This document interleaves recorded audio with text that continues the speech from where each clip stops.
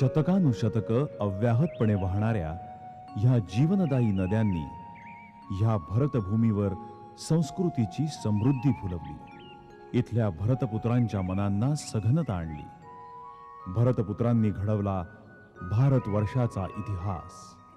ह्या नद्यांनी पाहिलाय तो इतिहास, जो या नद्यांच्या काठांवर राहणाऱ्या भारतभूमीच्या सुपुत्रांनी घडवला। सादर आहे महाराष्ट्रातल्या कृष्णा कोयनेच्या संगमावर लिहिलं गेलेलं इतिहासाचं एक पान। कृष्णा काठच्या कराडपासून ते यमुना काठच्या दिल्लीच्या तख्तापर्यंत पोहोचलेल्या एका सामान्यातल्या असामान्याची यशोगाथा। इतिहासाचं एक पान। यशवंतराव बळवंतराव चव्हाण, महाराष्ट्राचं यशवंत, गुणवंत, वरदवंत असं प्रभावी व्यक्तिमत्व।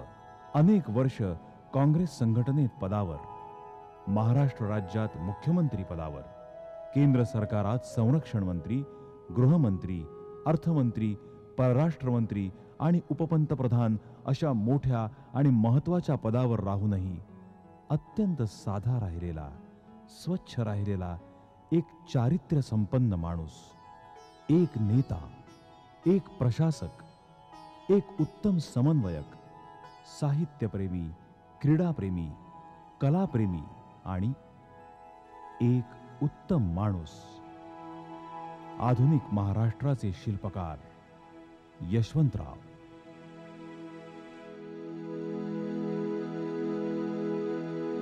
कराडपासून जवळच सागरेश्वराचं प्राचीन देवस्थान आहे। सागरेश्वराच्या नजीकच्या देवराष्ट्रे या छोट्या गावात एका सामान्य शेतकरी कुटुंबात यशवंतरावांचा जन्म झाला। कागदोपत्री तारीख म्हणायची तर 12 मार्च 1913। यशवंताच्या जन्माच्या वेळी विठाईच्या आईनं सागरोबाला साकडं घातलं होतं।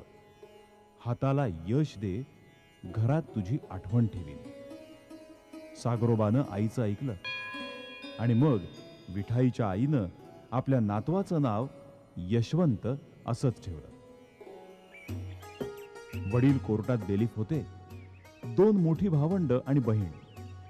घरची परिस्थिती तशी बेताचीच, दारिद्र्याचीच। बेलिफाच्या नोकरीच्या पगारात आणि शेतीतून मिळणाऱ्या तोकड्या धान्यात कुटुंबाचं पोषण होत होतं।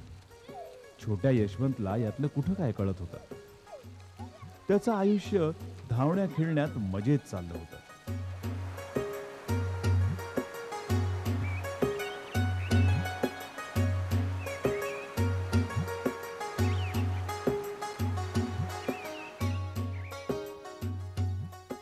एकोणीसशे 17-18चा काळ आणि हिंदुस्थानात प्लेग सारख्या महाभयंकर साथीचं थैमान सुरू झालं। त्याच सुमारास ती दुर्घटना घडली। नाही बाळा, मला तुला कडव घेता येणार नाही, माझी तब्येत बरी नाही। चल आधी घरात चल, घरात। हां चल। प्लेगच्या तापानं छोट्या यशवंताच्या वडिलांवर, बळवंतरावांवरही घाला घातला।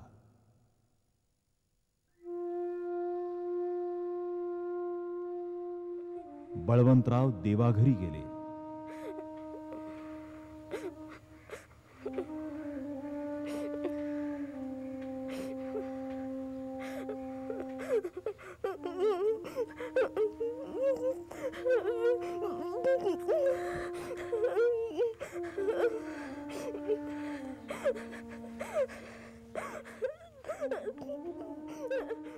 विठाईचं सौभाग्य हरवलं।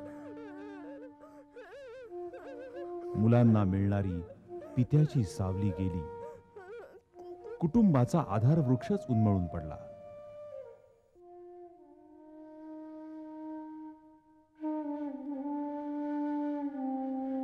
पण घरगाडा चालवणं तर भागच होतं। 4 कच्ची बच्ची पदरात होती। विठाबाईनं निर्णय घेतला। 3 एके 3 दुने 3 एके 3 दुने। गुरुजी, काय ग विठाक्का, काय काम काढलंस? माझ्या यशवंताला शाळेत घ्याल? हो घेऊ की। काय रे यशवंता, येशील का शाळेत? होय,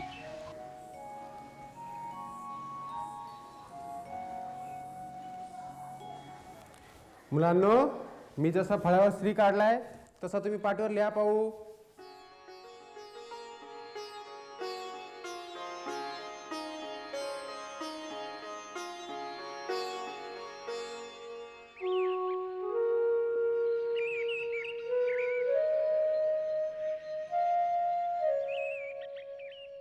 देवराष्ट्रे गावातला सोनहिरा नावाचा लहानसा ओढा म्हणजे यशवंताच्या मनातली मर्मबंधातली ठेव होती. त्यांनी आपल्या आत्मचरित्रामध्ये म्हटलंय की मला माझी आई आठवली की सागरेश्वर सोनहिरा यांची आठवण येते, आणि सोनहिरा म्हटलं की मला माझ्या आईची आठवण येते. पोटा पाण्यासाठी आणि पोरांना शिक्षण देण्यासाठी 1918 मध्ये ती कराडला आली. शेतात मोलमजुरी कावाड कष्ट करून मुलांचा सांभाळ करू लागली.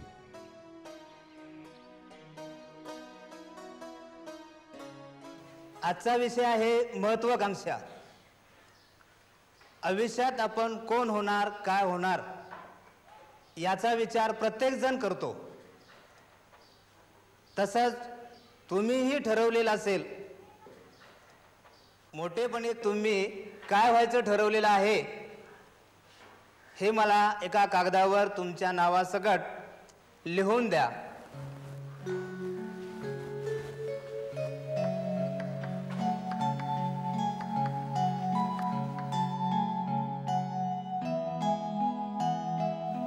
हा कोण आहे? अल्ताफ कादर मुलाने डॉक्टर व्हायचे, फार चांगलं. रामचंद्र दिगंबर ओबाळे पोलीस व्हायचे, उत्तम. हा कोण आहे? यशवंत बळवंत चव्हाण. मला यशवंतराव चव्हाण व्हायचंय. का रे यशवंता, आपण कोणी मोठा माणूस व्हावं असं तुला वाटलं नाही? नाही सर, मला जे वाटलं तेच मी लिहिलं. मला यशवंतराव चव्हाणच व्हायचंय.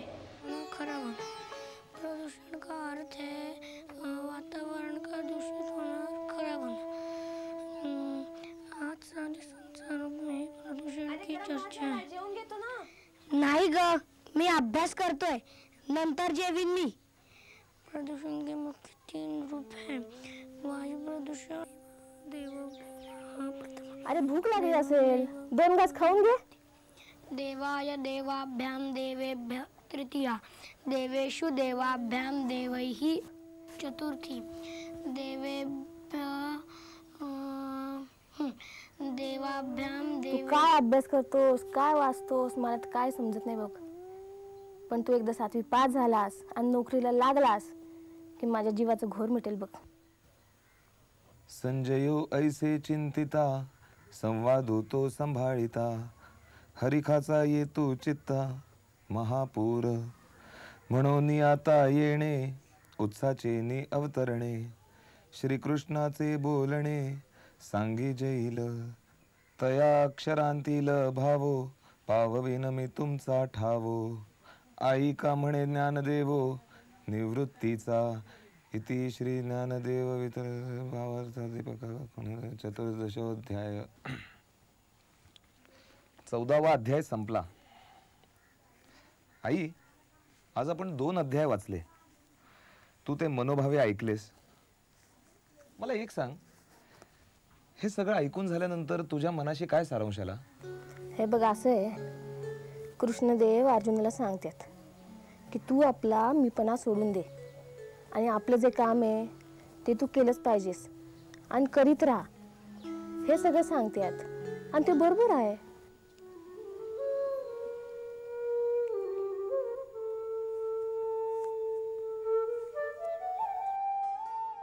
शाळेतल्या अभ्यासाबरोबरच वर्तमानपत्र वाचावीत. लोकमान्य टिळक, महात्मा गांधी यांचे देश स्वतंत्र करण्यासंबंधीचे विचार समजून घ्यावेत, हा छंद यशवंतानं जोपासला होता. सत्यशोधक समाजाची चळवळ घ्या किंवा कोणतीही चळवळ घ्या. हरिभाऊ लाड नावाच्या गृहस्थांचा एक छोटेखानी प्रेस होता. तिथं समविचारांची मंडळी एकत्र जमून वृत्तपत्र वाचन तसंच विचारांची देवाणघेवाण करत. तरुण यशवंता तिथं जाऊ लागला. तिथल्या वृत्तपत्रांचं वाचन करत मंडळींच्या चर्चा ऐकत देशात घडणाऱ्या प्रत्येक गोष्टीची दखल घेऊ लागला.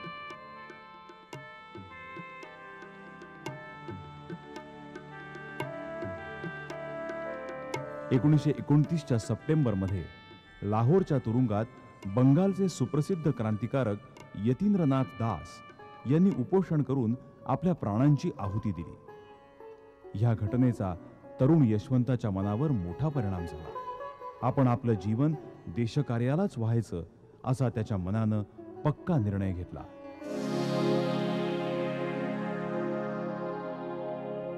महात्मा गांधींच्या नेतृत्वाखाली राष्ट्रीय चळवळीला उधाण आलं होतं.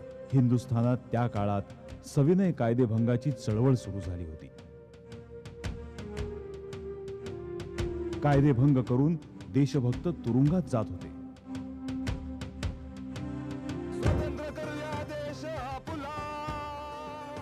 सत्याग्रह, प्रभात फेऱ्या यांनी वातावरण भारून गेलं.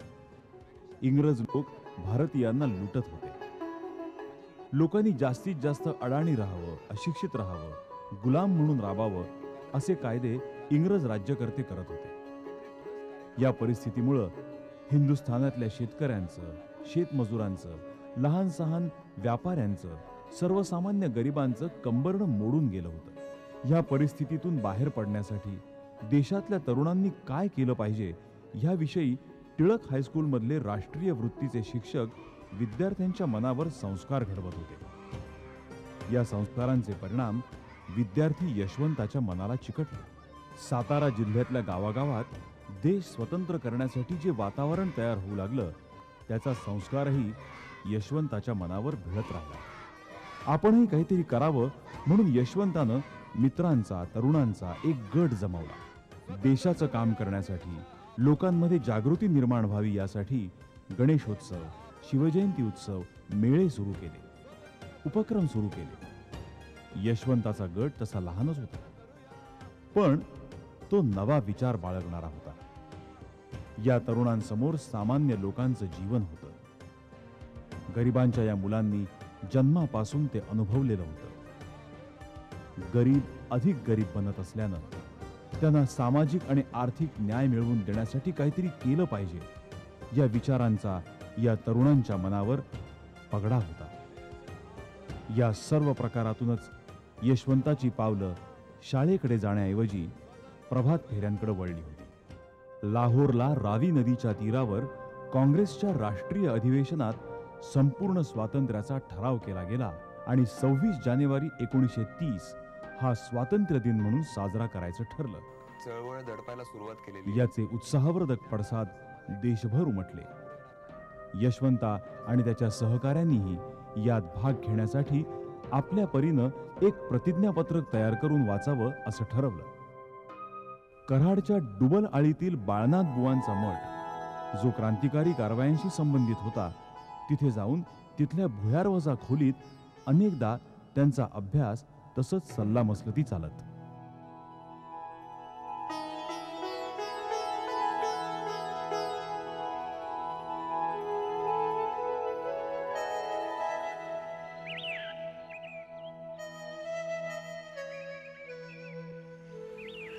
आजची ही सुंदर सकाळ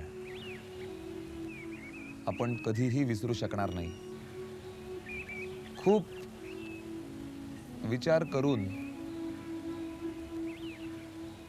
आपण आज हा निर्णय घेत आहोत. यापुढे आपण आपली आयुष्य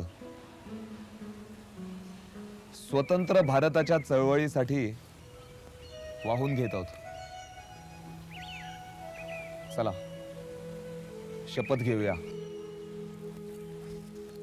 स्वतंत्र भारताचा, स्वतंत्र भारताचा, स्वतंत्र भारताचा.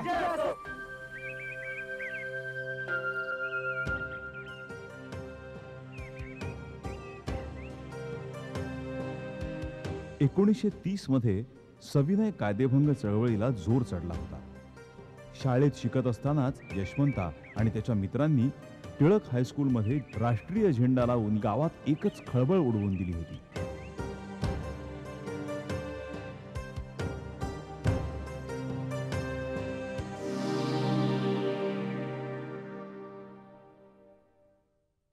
गावात धरपकड सुरू झाली तेव्हा त्यात यशवंताचा क्रमांक लागला.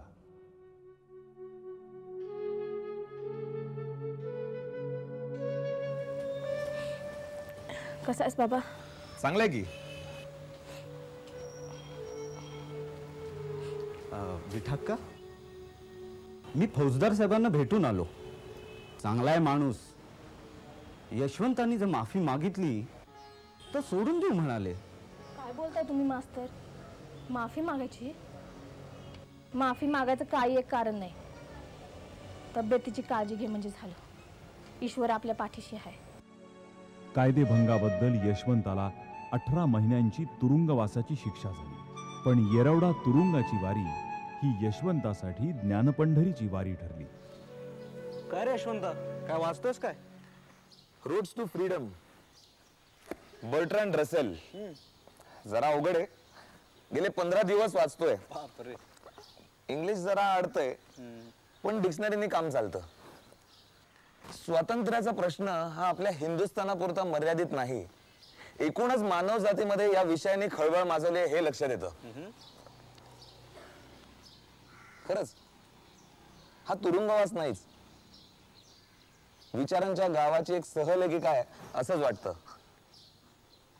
आता जिल्ह्यातल्या कार्यकर्त्यांशी आपला संपर्क तुटलाय हा भाग वेगळा, पण पुस्तकं आणि विचार खूप मोठमोठ्या लोकांना भेटायला मिळालं इथे. विविधांगी वाचनाची आवड यशवंताला पुढे आयुष्यभर उपयोगी पडली. आई, आई नमस्कार करतो. का रे? अगं आज मला वक्तृत्व स्पर्धेत बक्षीस मिळालंय. कशामध्ये? अगं भाषण दिलं मी पुण्यात नुमवी शाळेत.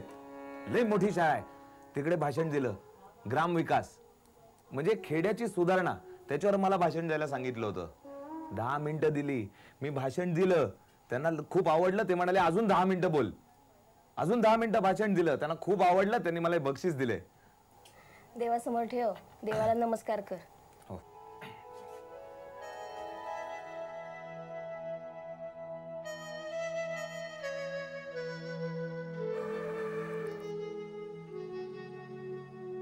तुरुंगवारीनंतर सामाजिक कार्याच्या ओढीपोटी यशवंतानं हरिजनांसाठी रात्रशाळेचा उपक्रम सुरू केला. उद्घाटनासाठी त्यानं आवर्जून महर्षी विठ्ठल रामजी शिंदेंना बोलावलं. हरिजनांसाठी रात्रशाळा सुरू करायची हा तुमच्या मुलाचा अतिशय चांगला विचार आहे. पण मी त्याला विचारलं, अरे बाबा घरी हे माहिती आहे का? कारण माझ्या हस्ते शाळा सुरू करायची तर माझ्या बरोबर घरात हरिजनांसोबत पंगत बसवावी लागेल. यशवंत म्हणाला मला, अहो विचारायची बी गरज नव्हती. सगळी लेकरं सारखीच मला. तुम्ही बसा, मी पानं वाढायला घेते. नशीबवान आहेस. अरे अशी आई मिळायला नशीब लागतं.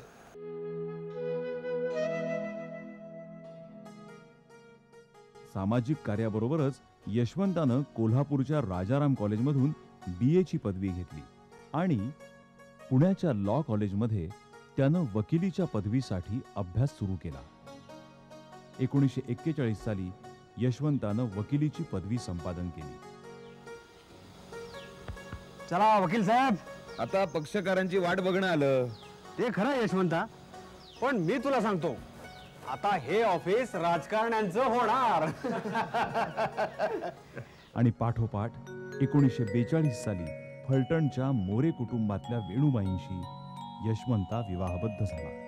या दरम्यानचा काळ हा यशवंताच्या विचार मनवंतराचा काळ होता. एकीकडे समाजवादी विचारसरणी तर दुसरीकडे कम्युनिस्टांची विचारसरणी, तसंच शेतकरी कामकरी पक्षाचा विचार, त्याचप्रमाणे विचारवंत मानवेंद्रनाथ रॉय यांची विचारसरणी, या विविध विचार प्रवाहांबरोबर यशवंताचं मन प्रवास करत होतं. पण कृष्णा कोयनेच्या संगमानंतर जसा कृष्णेचा एकच प्रवाह पुढे जाऊन काठावरच्या प्रदेशाला सुजलाम सुफलाम करतो, त्याप्रमाणे गांधी नेहरूंच्या नेतृत्वाखाली काँग्रेसच्या मार्गानं जाणं हेच देशाला श्रेयस्कर आहे याची त्याला खात्री पटली आणि काँग्रेसच्या मार्गानं त्यानं आपला प्रवास सुरू केला. पुढं आयुष्यभर यशवंतानं ही निष्ठा अनेक प्रलोभनं येऊन सुद्धा कायम ठेवली. यशवंतराव चव्हाण हे शिक्षण घेत असतानाच खेड्यापाड्यातून आपल्या काँग्रेस पक्षाच्या संघटनेचं काम ते करत असत. माझे आजोबा एक सुधारक शेतकरी आणि सत्यशोधक विचाराचे होते. त्यामुळं त्यांच्या बंधूंची आणि आमच्या आजोबांची ओळख असल्यामुळे यशवंतराव आमच्या घरी आले आणि आमच्या आजोबाशी चर्चा करून जाताना म्हणाले, तात्या, म्हणजे माझ्या आजोबाला ते तात्या म्हणत होते, तुमचा नातू आमच्या संघटनेच्या कामाला द्याल का? म्हणजे त्या काळापासून त्यांना संघटना वाढवण्याची आणि लोकसंग्रह करण्याची प्रवृत्ती त्या काळापासून होती हे असं दिसून येतं. आणि मग नंतर त्यांनी जी खेड्यापाड्यात काँग्रेस जी नव्हती, फक्त शहरी लोकांमध्येच काँग्रेसचा प्रचार होता, तो खेड्यापाड्यातल्या कार्यकर्त्यामध्ये पक्ष संघटना वाढवण्याकरता यशवंतराव आटोकाट प्रयत्न करत होते.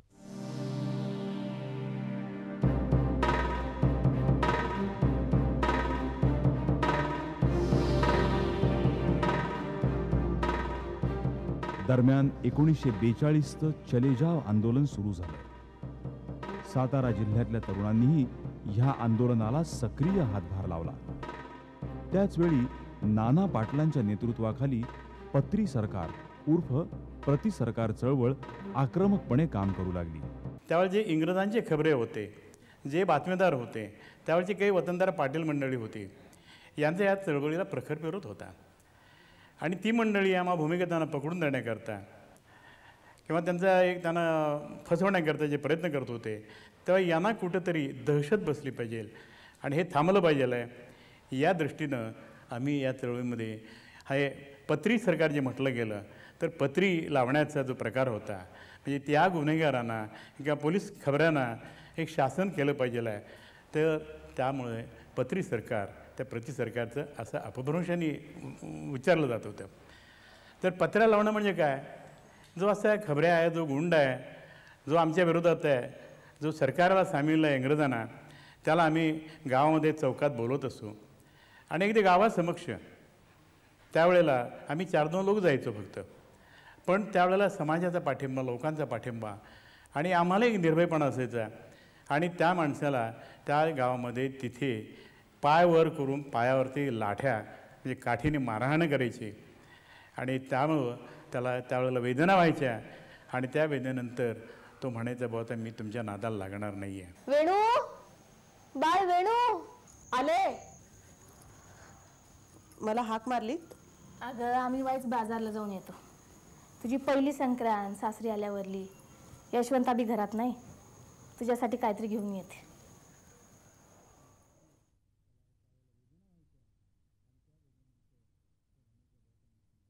अनेक कार्यकर्ते भूमिगत होऊन चळवळीचं काम करत होते. त्यावेळी यशवंतरावही भूमिगत होते. नाही, बिळाशी गावात जाणं जरुरी आहेच आहे. आपण गेल्याने तिकडच्या लोकांना धीर मिळेल. पण पोलीस बंदोबस्त आहे, त्याचं काय करावं मला काही कळत नाहीये. त्याची काही काळजी करू नका, आपण सगळा बंदोबस्त केलेला आहे. बर. त्यांचा ठाव ठिकाणा सापडावा कोणी आहे का घरात? ब्रिटिशांनी वेणुताईंनाही अटक केली. कोण पाहिजे? वेणुबाई यशवंत चव्हाण कोण आहेत? मीच.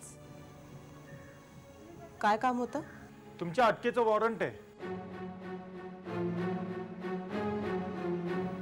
पण आता घरात कोणीच नाहीये. यशवंतराव चव्हाण, काशीनाथ देशमुख, त्यानंतर कासेगावकर वैद्य या लोकांच्या तिघांच्या पत्नीला सरकारने पकडलं होतं इथल्या अंमलदारांनी.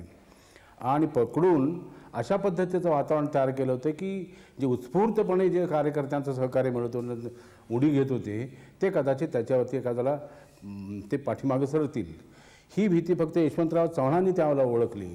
आणि यशवंतराव चव्हाणांनी विचारलं की असंच जर व्हायला लागलं तर ह्या चळवळीला जो कार्यकर्त्यांचा सक्रिय पाठिंबा मिळतो तो कदाचित मिळण्याची शक्यता कमी आहे, म्हणून त्यांनी कोणाशी काहीही बोलले नाही आणि त्यांनी उठले आणि पुण्यामध्ये गेले आणि दयाळनं कोपर्डेकरांना जाऊन सांगितलं की अमका अमका देशमुख नावाचा त्यावेळचा एक पोलीस अधिकारी होता, या विभागाचा प्रमुख नेमला होता त्याला, म्हणजे अंतर्गत चळवळीची दिशा आणि काय काय चाललं हे बघण्यासाठी म्हणून.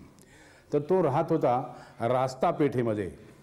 त्या रास्ता पेठेमध्ये ताराचंद हॉस्पिटल आहे, त्या ताराचंद हॉस्पिटलच्या समोरच्या बाजूला तो राहत होता का पहिल्या मजल्यावरती. मग यशवंतराव चव्हाण पहाटे उठले, शांताराम बापू इनामदारला घेऊन गेले. त्यावेळेला त्यांनी सांगितलं यशवंतराव चव्हाणांनी की उद्याच्या मी इथं या समोरच्या इमारतीत जाणार आहे.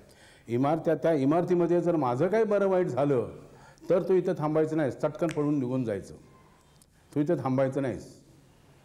आणि मग यशवंतराव चव्हाण असं सांगितलं, थोडंसं दिसायला लागलं असं म्हटल्याबरोबर ते उठले, ताड उठले, रस्ता क्रॉस करून गेला आणि त्या इमारतीमध्ये पहिल्यांदा गेले. जिना समोर गेल्याबरोबरच तो जो देशमुख राहत होता त्याचा फ्लॅट होता. त्या फ्लॅटवरच्या दारावरची बेल वाजवली आणि बेल दाबली. बेल दाबल्याबरोबर दार उघडलं. दार उघडलं गेल्याबरोबर एक गृहस्थ, तोच पोलीस अधिकारी, हा चट्ट्यापट्ट्याची एक निकर घातलेली होती, आपली विजार घातली होती आणि त्यांनी दार उघडलं आणि कोण आहे म्हणून दरबारी पोलिस थाटात त्याने विचारलं. मी यशवंतराव चव्हाण आहे असं त्यांनी उच्चारल्याबरोबर तो देशमुखच गडबडून गेला. आपण काय करावं हे त्याला काही कळेना. तर त्यांनी सांगितलं की देशमुख गडबडून जाऊ नका, मी फक्त एकच सांगतोय तुम्हाला की तुम्ही आमच्या बायकांच्या पदराला हात घालताय, हीच वस्तुस्थिती लक्षात ठेवा. याच पद्धतीनं आम्हाला देखील वागता येईल, परंतु तुम्हाला सांगतोय की कधीही स्वातंत्र्य सैनिकांच्या पत्नीला किंवा त्यांच्या स्त्रियांना तुम्ही त्रास देण्याचा भरीस पडू नका असं म्हटले आणि ताडकन पाठीमागे परत फिरले. आणि मग त्यांनी त्यानंतर 4 दिवसानंतर, या सगळ्या 8 दिवसानंतर मला वाटते सगळ्या पत्नींना ह्या दोघांच्या सगळ्यांना सोडून दिलं आणि पुन्हा तो चळवळीचा ओघ कायम राहिला.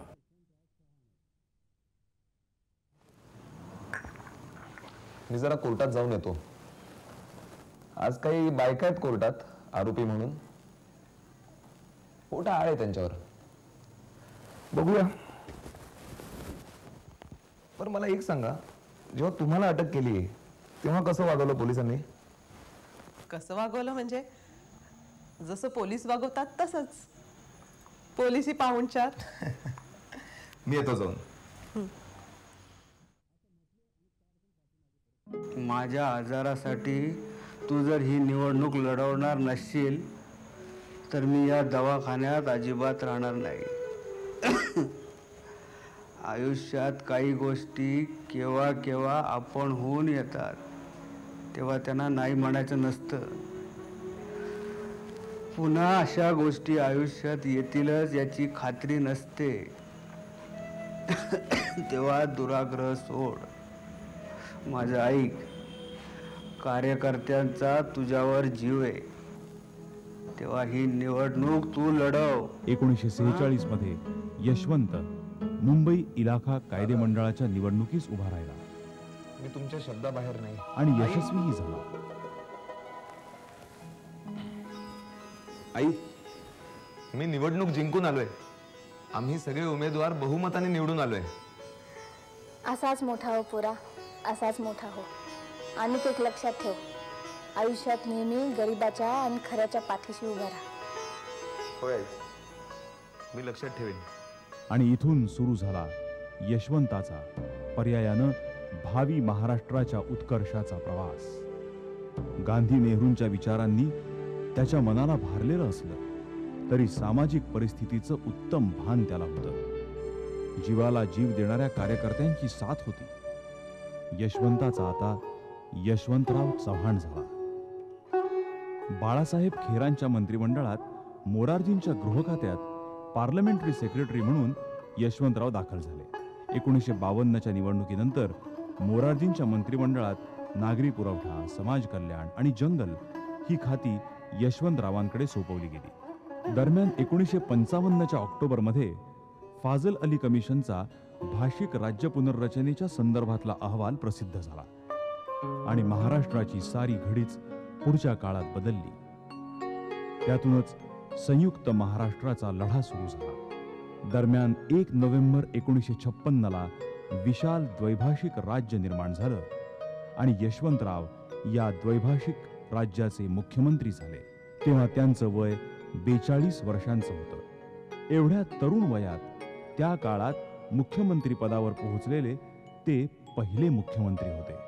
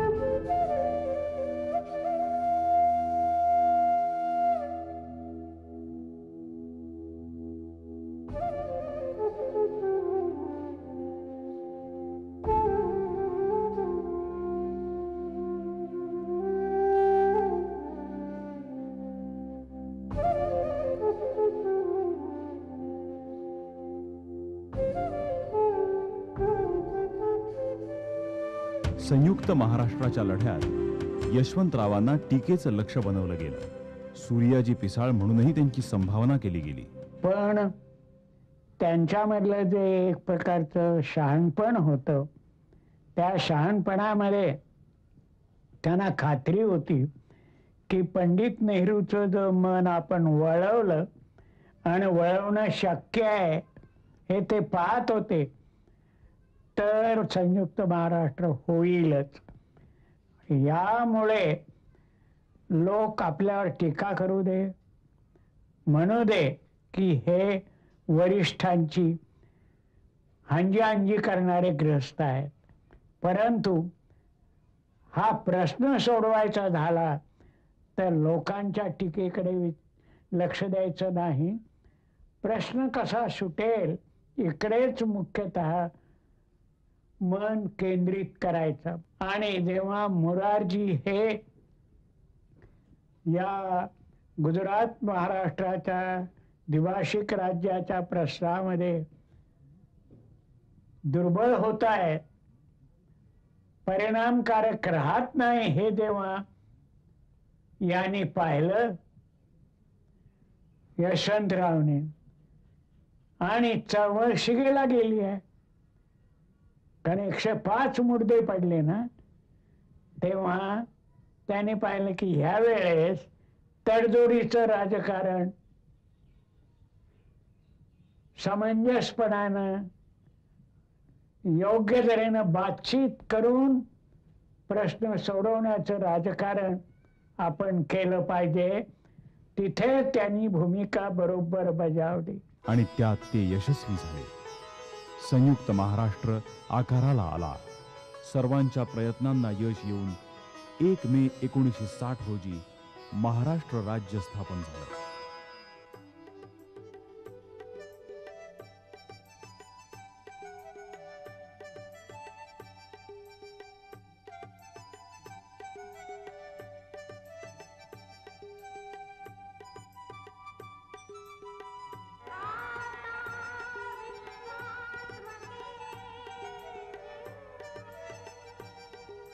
लेकिन अंत में अव्वल में और दोयम में भारत की उन्नति के लिए, क्योंकि भारत की एकता सारे भारत की उन्नति.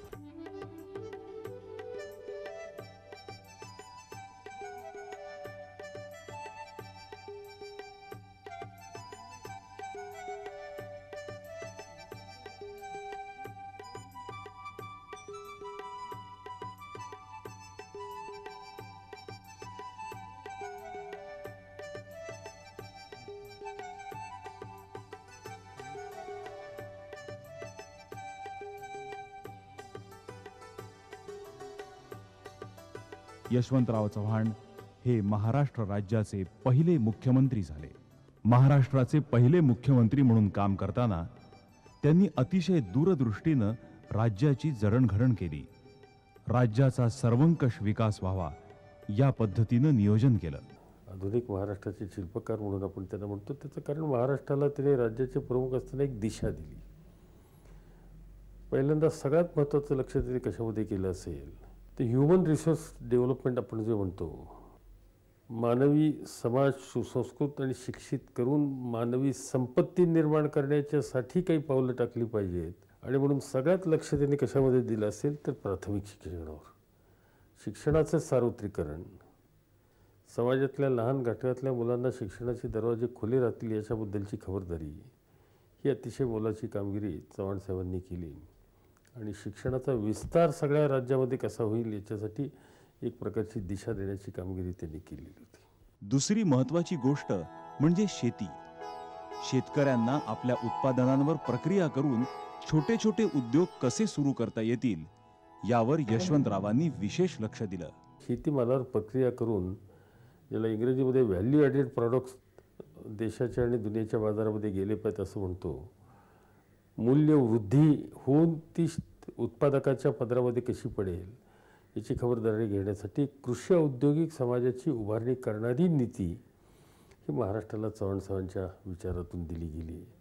आणि त्यामुळं प्रवरेच्या सहकारी साखर कारखान्यापासून महाराष्ट्रामध्ये देशातलं 1 नंबरचं साखर उत्पादन करणारं राज्य म्हणून लौकिकाला पोचेपर्यंत किंवा अन्य सगळ्या क्षेत्रामध्ये, मग ते वारणाचं श्रीखंड असेल किंवा कुठेतरी उत्तम सुताचा व्यवसाय चाललेला असेल, दुधाच्यामध्ये आणखीन प्रक्रिया करणारी कामगिरी असेल, त्याच्या पाठीमागं त्यांचा वरदहस्त होता. त्यांनी घातलेल्या सहकाराच्या पायामुळं राज्याचं रूप आमूलाग्र बदललं. दुबळ्यांना संघटित करण्यातून त्यांची एक शक्ती वाढवण्याच्यासाठी सहकाराशिवाय पर्याय नाही, हे सूत्र त्यांनी फार प्रभावी रीतीनं कृतीमध्ये आणण्याच्यासाठी आपल्या प्रशासनाचं कौशल्य आणि प्रशासनाची शक्ती या चळवळीच्या पाठीशी उभी केली. आणि संबंध देशामध्ये या क्षेत्रामध्ये महाराष्ट्र अग्रेसर राहण्यामध्ये त्यांचं योगदान हे अतिशय मोलाचं आहे. याचबरोबर पाटबंधारे, धरणं, वीज या गोष्टी राज्याच्या प्रगतीसाठी महत्त्वाच्या आहेत हे त्यांनी वेळीच ओळखलं होतं. कोयनेचं धरण हे त्यातलंच एक प्रमुख आहे. आणि साताऱ्यामध्ये, पुण्यामध्ये जी धरणं झाली, विदर्भामध्ये, मराठ्यामध्ये झाली, विशेषतः आमच्या सोलापूरला जे उजनीचं धरण झालं, हा सगळा जर भाग जर बघितला तर ज्याला ड्रॉट प्रोन एरिया आपण म्हणतो की दुष्काळग्रस्त भाग, अशा ठिकाणी पाणी कसं मिळेल आणि त्या ठिकाणी हिरवीगार शेती कशी फुलेल याचाच नेहमी ध्यास त्यांनी घेतलेला होता. ज्यावेळेस भीमेवर हे धरण बांधायचं ठरवलं त्यावेळेस त्यांनी केलेलं भाषण हे सगळ्या महाराष्ट्रीयांच्या मनामध्ये कायम राहिलेलं आहे. हे पांडुरंगा, तुझ्या ह्या चंद्रभागेला आज आम्ही अडवतो आहोत आणि ह्या चंद्रभागेला अडवून लाखो शेतकऱ्यांना एक नवीन अशा प्रकारचं एक नवीन साधन संपत्तीचं स्थान देतोय, अशा प्रकारचं त्यांनी भाषण केलेलं होतं. शिक्षण, शेती आणि सहकाराबरोबरच राज्याचा औद्योगिक पाया घातला गेला तो यशवंतरावांच्याच काळात. आज मुंबईची त्यावेळची ठाण्याची वागळी इस्टेट काय, किंवा पुण्याचा पिंपरी चिंचवडचा सगळा परिसर काय, किंवा औरंगाबादचा औद्योगिक किंवा नाशिकचा औद्योगिक परिसर काय, या सगळ्या गोष्टी यशवंतरावांना महाराष्ट्रामध्ये पाण्याची मर्यादा असल्यामुळं शेतीमध्ये गुंतवणूक राहणाऱ्या वर्गापैकी काही वर्ग उद्योगाच्या क्षेत्रामध्ये गेला पाहिजे, शेतीच्या बाहेर गेला पाहिजे, हा दृष्टिकोन त्यांनी पहिल्यापासून स्वीकारलेला होता.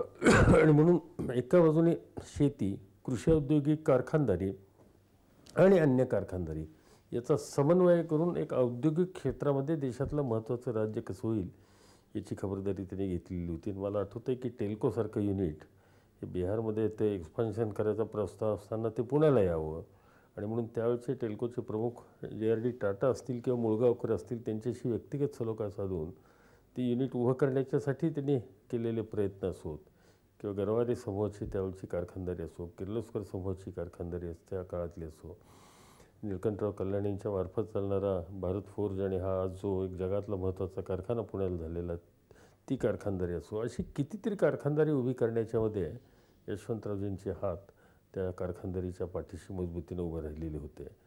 त्यांचं वास्तवतेवर आधारित शासकीय धोरण ही या सगळ्या कारखानदारीच्या उभारणीला अतिशय उपयुक्त पडलं आणि म्हणून देशात कारखानदारीच्या उभारणीमध्ये अग्रेसर राज्य म्हणून महाराष्ट्राचा नावलौकिक झाला.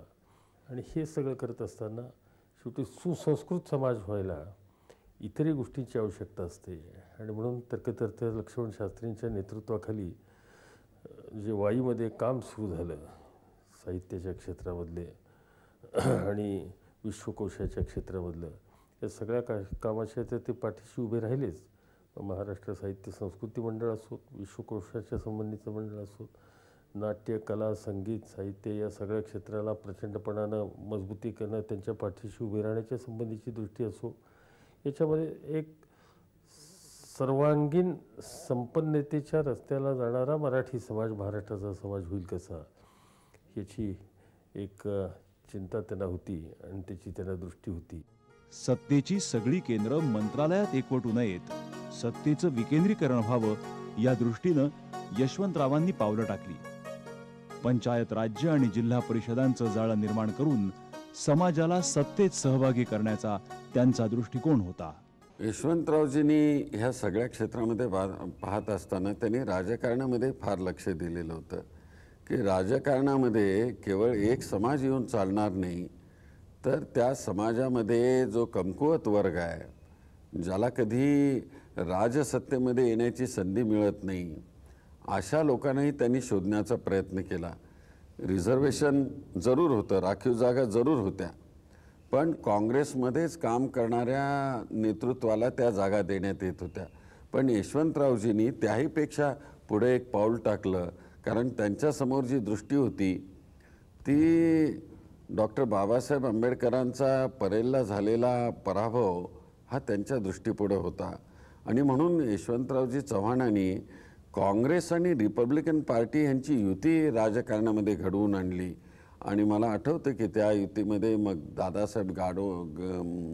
दादासाहेब गायकवाड असो किंवा आमच्या सोलापूरला NS कांबळे असो, की NS कांबळेला राखीव आमच्या काँग्रेसचा रोष पत्करून त्यांनी रिपब्लिकन पक्षाला पंढरपूरची जागा सोडलेली होती. आणि NS कांबळे हे मेंबर ऑफ पार्लमेंट म्हणून गेले होते, निळे टोपी घालून ते तिथं बसायचे. तर तसंच विदर्भामध्ये खोब्रागडेंना त्यांनी संधी दिलेली होती, ते तर डेप्युटी लीडर होते राज्यसभेचे. आणि म्हणून अशा तऱ्हेनं समाजामधल्या दबलेल्या वर्गांना प्रोत्साहन देणं आणि त्यांना खऱ्या अर्थानं गांधीजींचं जे स्वप्न होतं त्या स्वप्नांचा एक वारसदार म्हणून त्यांना राजसत्तेमध्ये आणणं, अशा प्रकारचं त्यांनी एक चांगलं काम केलं. साहित्य हा यशवंतरावांच्या आयुष्याचा एक अविभाज्य भाग होता. व्यासंगी वाचक आणि सुजाण साहित्यिक म्हणून त्यांचं वर्णन करता येईल. पुस्तकांवर त्यांनी आयुष्यभर प्रेम केलं.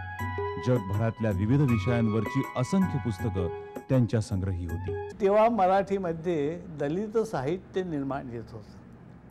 उपरा हे पुस्तक आमच्या लक्ष्मण मानेंनी लिहिलं होतं आणि इतरही अनेक दलित साहित्य लिहायला लागले होते. आणि यांनी जे लेखन केलं त्याचं महत्त्व किती आहे की हा समाजाचा न बोलणारा जो मोठा वर्ग आहे तो वर्ग बोलतोय, आपली सुखदुःख साहित्यातून व्यक्त करतोय, आमच्या एकंदर सांस्कृतिक जीवनाचा भाग होतोय, याचं महत्त्व त्यांनी ओळखलं आणि या साहित्याला त्यांनी अतिशय उदार असा आश्रय दिला, त्याला खूप मदत केली, त्याचं कौतुक केलं. आणि त्यांचे इतके ते सहृदय होते की लक्ष्मण मानेच्या पुस्तकाबद्दल बोलायला उठले तर त्यांच्या डोळ्यातून घळघळा पाणीच येत होतं. यशवंतरावजी एकदा अंदूरला जात असताना, मराठवाड्यामध्ये एका कार्यक्रमाला एका स्वातंत्र्य सैनिकाच्या जात असताना सोलापूरला रात्री मुक्काम होता. आणि यशवंतरावांची आवड काय, त्यांचं विरंगुळा काय, तर कवींना भेटणं, साहित्यकारांना भेटणं. म्हणून मी डाक बंगल्यावर अगदी सतरंजी टाकून सोलापूरमधल्या सगळ्या कवींची एक मैफिल जमवली होती. आणि ती मैफिल रात्री 10 वाजल्यापासून ते जवळजवळ 2:30 वाजेपर्यंत ती मैफिल रंगलेली होती. मग त्यामध्ये कवी कुंजविहारी होते, राणा पवार होते आणि कवी कुंजविहारी कमरेला कमरपटा खचतो ग बाई, म्हणजे ही साहेब त्यांनी लावणी मुद्दाम ती म्हणायला लावली आणि त्याच्यानंतर लगेच साहेबांनी लगेच सांगितलं की अत्तराचा फाया तुम्ही मला आणा, हे तुमचंच ना म्हणाले संजीवाना. म्हणजे यशवंतराव चव्हाणांच्या एक एक तल्लख बुद्धी, प्रखर विद्वत्ता, आणि म्हणून ते साहित्यिक त्यांच्यावर प्रचंड प्रेम करायचे. साहित्य सम्राट नरसिंह चिंतामण केळकर यांची 1970 साली जन्मशताब्दी झाली. तर आम्ही म्हटलं की यशवंतरावजींना बोलवावं. आम्ही बोलवायला गेलो आणि बोलवायला गेल्यानंतर त्याच दिवशी त्यांनी होकार भरला. थोडेसे विचारमग्न झाले. त्यामुळे साहित्य सम्राटाच्याबद्दल बोलायचं तर मग मला त्यांचं सगळं वाङ्मय पाहिजे. 32,000 पानांचं वाङ्मय, 10 भागाचं 12 भागाचं, ते त्यांच्याकडे आम्ही नेऊन दिलं. त्यांनी ते पुष्कळ वाचलं.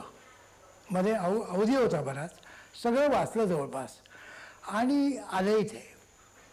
आणि आम्ही त्यांना न्यायला आलो. बालगंधर्वमध्ये कार्यक्रम झाला, आम्ही न्यायला आलो.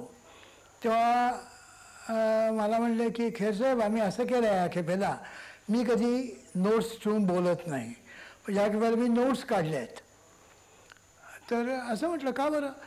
अहो म्हटलं कुणावर बोलायचे? साहित्य सम्राट केळकर आणि सगळे पुण्यातलं सगळा उत्कृष्टपैकी सगळे विद्वान मंडळी तिथे यायचे आहेत, दत्तोपंत पोतदारांच्यापासून सगळ्या मंडळी इथे यायचे आहेत. तेव्हा मला उगाच आपलं ऑफहँड, मला काही राजकारणी भाषण नाही आहे, हे साहित्यिक भाषण आहे. आणि त्यांनी भाषण केलं, इतकं उत्कृष्ट भाषण केलं की भल्या साहित्यिकाला सुद्धा त्यांच्यावरचं एवढं भाषण करता आलं नसतं. मी यशवंतरावजी चव्हाणांची अनेक भाषणं पार्लमेंटमधली मुद्दाम वाचत असे की Yashwantraoji on defence, Yashwantraoji on external affairs, Yashwantraoji on finances, Yashwantraoji on organisation. आणि ह्या सगळ्या भूमिकेतून मी त्यांना अतिशय जवळून शब्दाशब्दामधून बघण्याचा प्रयत्न केला.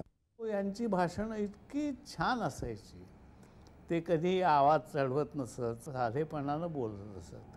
उपमा उत्प्रेक्षा असा काही भाषेचा फुलोरा नसायचा, पण इतकं साधं सरळ प्रांजल मनापासून ते बोलायचे की हा माणूस मनापासून बोलतोय हे जाणवायचं. मग एक त्यांच्या वक्तृत्वात प्रवाहीपणा होता. आवाज हा कानाला सुभग होता, कानाला आनंद देणारा होता, कानाला कटुता त्या आवाजामध्ये नव्हती. आणि वृत्तीची त्यांची जी प्रसन्नता होती, जो सुसंस्कृतपणा होता, तो कुठेतरी त्यांच्या आवाजातली बोलण्याच्या संबंध पद्धतीत येत असतो. साहित्यिकांबद्दल त्यांना अतिशय आत्मीयता होती. अरे ज्याने अण्णा माडगुळकरांबद्दल असे उद्गार काढले का मी राजा असतो, ते ह्यांच्या हातामध्ये सोन्याचं कडं घातलं असतं, ते यशवंतराव हे खरे साहित्यप्रेमी. आणि त्यांनी सर्व कार्यांना सर्वतोपरी मदत केली. सर्व लेखकांना त्यांनी प्रेमानं वागवलं. मराठी साहित्याबद्दल म्हणायचं कारण असं आहे की मराठी भाषेवरच त्यांचं प्रेम होतं. आपल्या विविध अनुभवांवर त्यांनी मोजकं पण व्यासंगी लेखन केलं.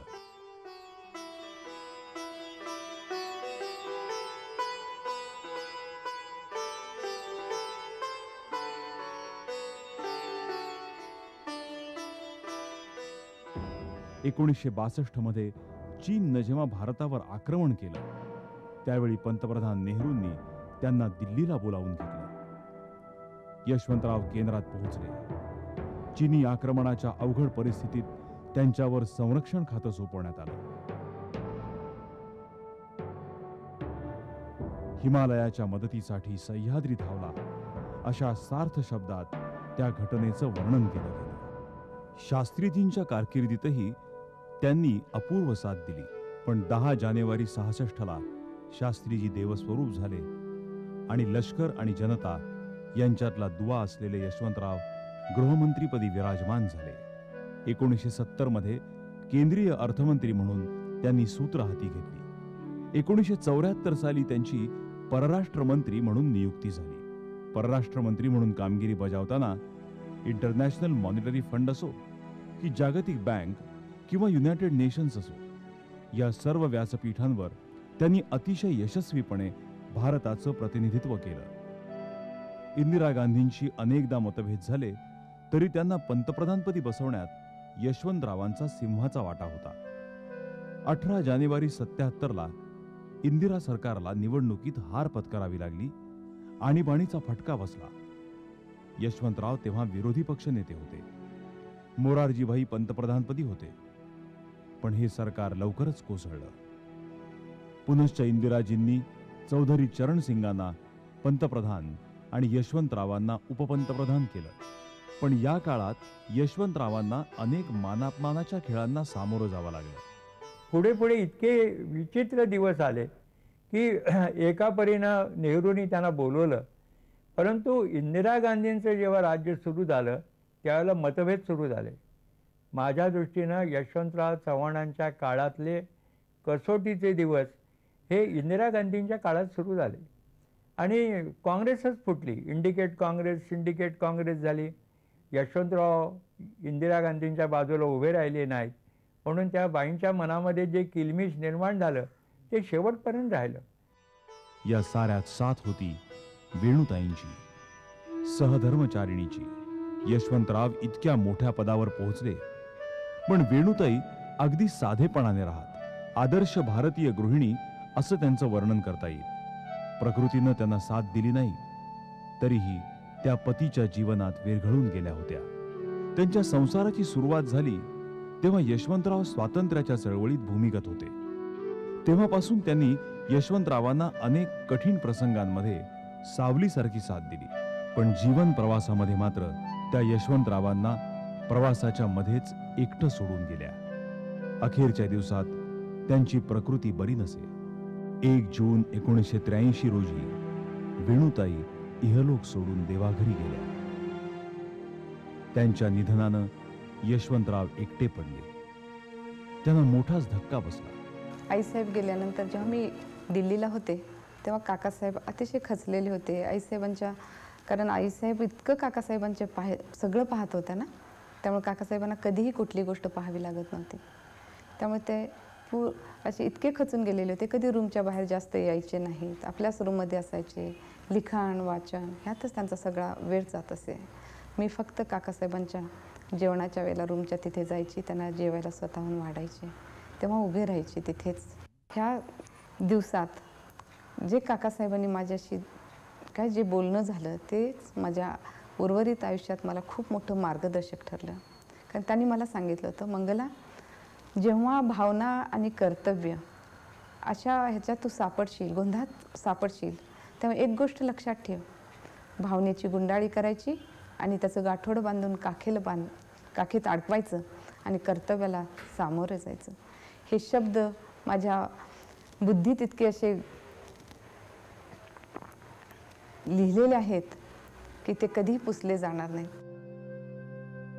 त्याच दरम्यान त्यांनी आपलं कृष्णाकाठ हे आत्मचरित्र लिहून पुरं केलं आणि त्यानंतर काही दिवसातच 27 नोव्हेंबर 1984 रोजी यशवंतरावांनी ह्या जगाचा निरोप घेतला.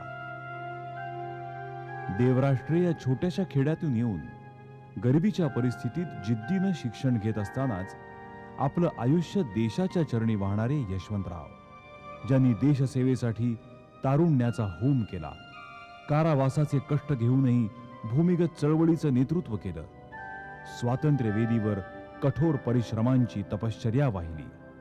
आयुष्यभराच्या राजकीय प्रवासात तोडण्यापेक्षा त्यांनी जोडण्यावर भर दिला.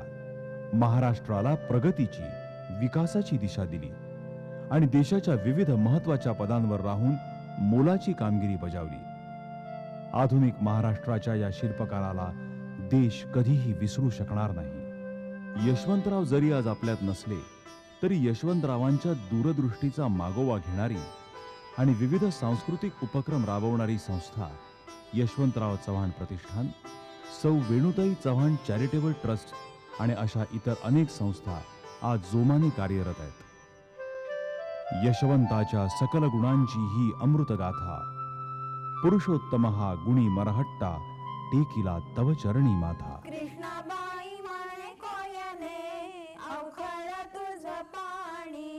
कृष्णा कोयनेच्या या संगमावर आता यशवंतरावांची समाधी आहे. ह्या समाधीला प्रणाम केल्यानंतर आपल्या लक्षात येतं की देशसेवेच्या, राष्ट्रप्रेमाच्या एका अनामिक गंधानं इथल्या आसमंताचा कण कण भारलेला आहे. जय महाराष्ट्र, जय भारत.